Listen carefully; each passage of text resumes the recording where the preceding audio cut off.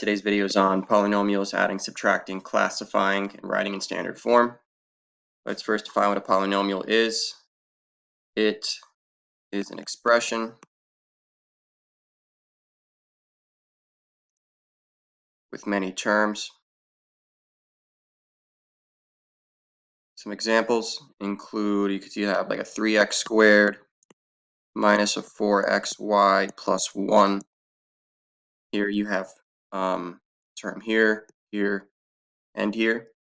That's a polynomial. Standard form is written, it's basically how you write your final answer of a polynomial, and it should be written with highest exponent first,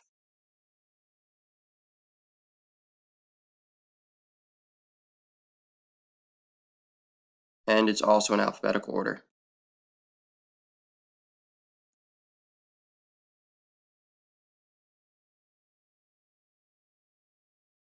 Let's look at some examples and write these polynomials in standard form.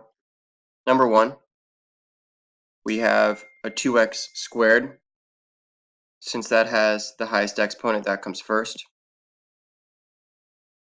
Then we're going to do the 3x, since that has an exponent of 1. It's not shown, but you should know that. And then the constant always comes last. Number 5 is a little more challenging because we have multiple variables. You have to put them in alphabetical order first with the highest exponent first, meaning that the a cubed will come first, so that's out of the way. Then we have an a squared, so we're going to put this whole term here, 5a squared b squared. Then you might think we want a b cubed next, but since we still have an a left over here, we're going to put that in. Get all the a's out of the way since it's in alphabetical order. Then lastly, we'll put the b cubed at the end since it doesn't have the a. That's standard form. Let's move on to classifying polynomials.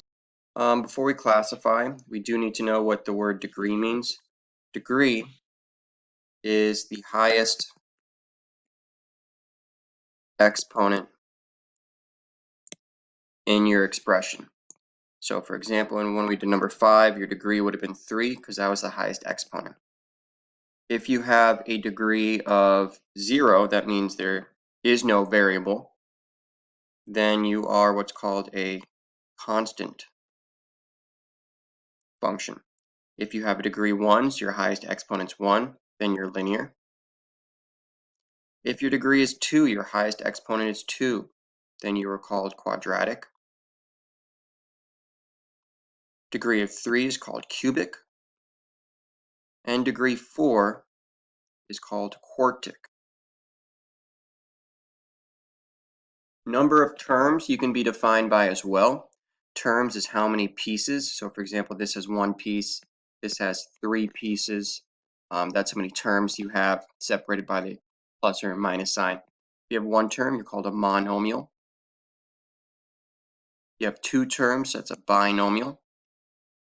I bet you can guess what 3 is. Yep, trinomial. And if you have 4 or more, that is a polynomial. Let's classify some of these below. Let's start with number 8. So it has 1 term, and the highest exponent is 1 attached to the variable. So you say degree and then number of terms. So degree is linear, and the number of terms is 1, so it's a monomial. Number 10, it's squared. The highest exponent is squared right here, so we have a quadratic, and there's 1, 2, 3 terms, so it's a trinomial. Say quadratic first, and then we'll say the trinomial. Okay, you're going to have to memorize these degree number of terms for a quiz or test. Let's move on. When we add or subtract polynomials, adding is a little easier. Subtraction, you will make a silly mistake, and I'll tell you what that is in a second. So when we add or subtract, or excuse me, when we add, we're going to combine the like terms. So let's circle the terms that have the same exponent. Here we have a negative x squared into 2x squared. Adding them together gives us a positive 1x squared. Next, let's combine the x terms. We have a positive 11x plus a negative 5x. Don't forget to include the sign in front. That makes a positive 6x. And then lastly, the constants, 13 and a negative 23 makes a negative 10. Make sure your final expression is in standard form, just like mine is. Next, moving on to a subtraction example.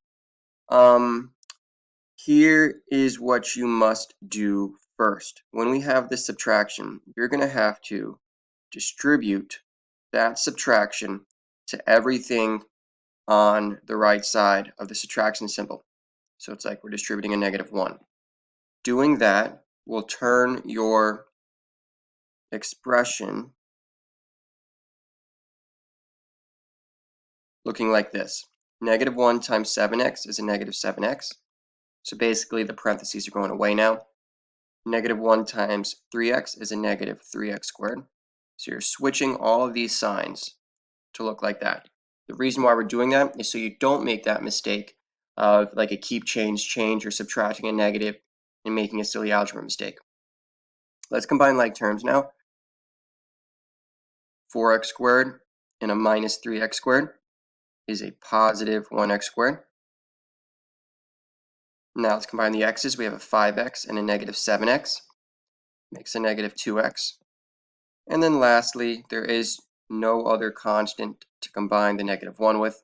We leave it as a minus 1 there.